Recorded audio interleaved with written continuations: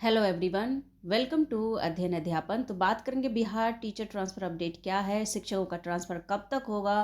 क्योंकि आपको पता है कि इन्होंने कहा था कि जनवरी के फर्स्ट वीक में आप लोगों का ट्रांसफ़र हो जाएगा और इसके लिए 1,90,000 शिक्षकों ने आवेदन भी दिया था, जिसमें 4 चरणों में यहाँ पर बताया गया था कि इनका ट्रांसफ़र होना है। पहले प्रथम चरण का, उसके बाद द्वितीय चरण, फिर तृतीय चरण, उसके बाद फोर्थ जो चौथा चरण है उन शिक्षकों का यहाँ पर ट्रांसफ़र किया जाएगा। तो इस बारे में बात करेंगे कि आप लोगों का ट्रांसफ़र कब तक होगा। इसके अलावा टीआरई 3 शिक्षकों का काउंसलिंग डेट जो है वो जारी कर दिया गया है। यहाँ पर इनका जो जिला है वो अलॉट नहीं किया गया है, जिसकी वजह से काउंसलिंग में लगातार चेंजेस देखने को मिल रहा है। तो इस अपडेट को जानेंगे। इसके अलावा टीआरई 4 के अभ्यर्थी जिनको इंतज़ार है टीआरई 4 के नोटिफिकेशन का, और जिनका यहाँ पर डेट जानना चाहते हैं कि कब टीआरई 4 का नोटिफिकेशन आएगा, तो ये भी एक महत्वपूर्ण अपडेट है। तो चलिए हम लोग देखते हैं यहाँ पर सभी महत्वपूर्ण अपडेट को। तो ये आप देख सकते हैं बिहार सरकार शिक्षा विभाग द्वारा ये यहाँ पर आप देख सकते हैं पत्र जारी किया गया है, और बिहार लोक सेवा आयोग द्वारा अनुशंसित विद्यालय अध्यापक के अभ्यर्थियों के काउंसलिंग के संबंध में।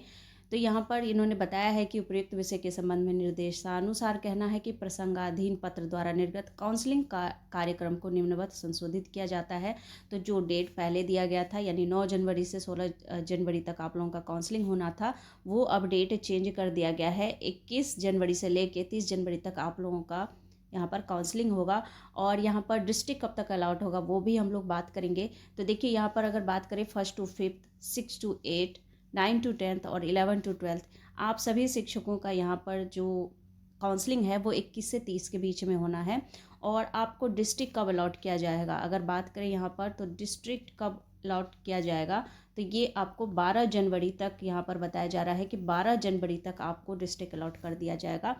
और यहाँ पर काउंसलिंग से संबंधित यही अपडेट है। आगे कुछ अपडेट क्या है वो देख लेते हैं।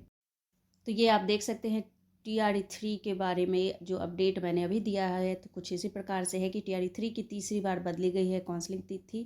और अगर बात करें तो 21 जनवरी से लेकर 30 जनवरी तक आप लोगों की काउंसलिंग होगी। 1 से लेकर 12वीं तक के सभी शिक्षकों के लिए ये डेट जारी किया गया है। जिला आवंटन की बात करें तो 12 जनवरी तक बीपीएससी के द्वारा जिला जो है जिला की सूची जारी की जाएगी।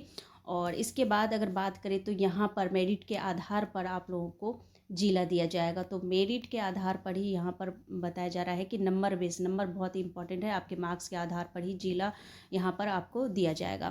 तो ये कुछ अपडेट है। और आगे हम देखते हैं कि टीआरई 4 की नोटिफिकेशन कब तक देखने को मिलेगी, और इस पर शिक्षा मंत्री का क्या बयान है वो हम देख लेते हैं, जिससे आपको पता चल जाएगा कि ये नोटिफिकेशन कब तक आपको देखने को मिलेगा।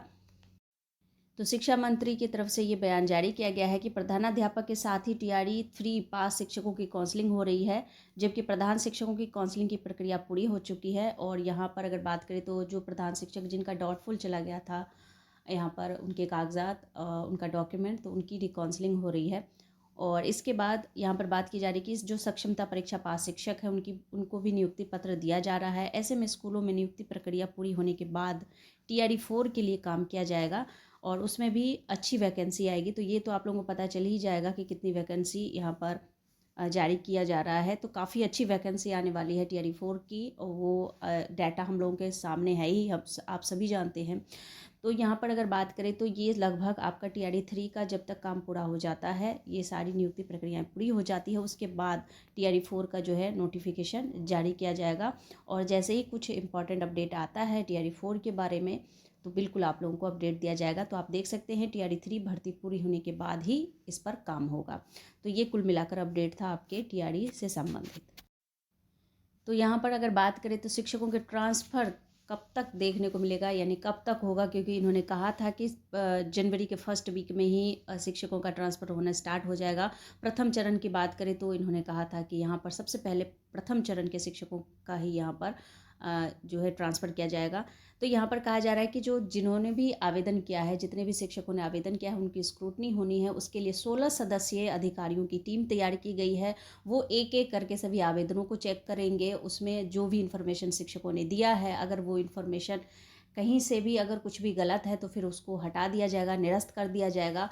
और यहाँ पर पूरी तरह से ये जो कहें तो प्राइवेसी बरती गई है कि किसी भी शिक्षक से कोई भी पदाधिकारी कांटेक्ट नहीं करेगा स्क्रूटनी के समय। तो ये तो सारी बातें इनकी हो गई।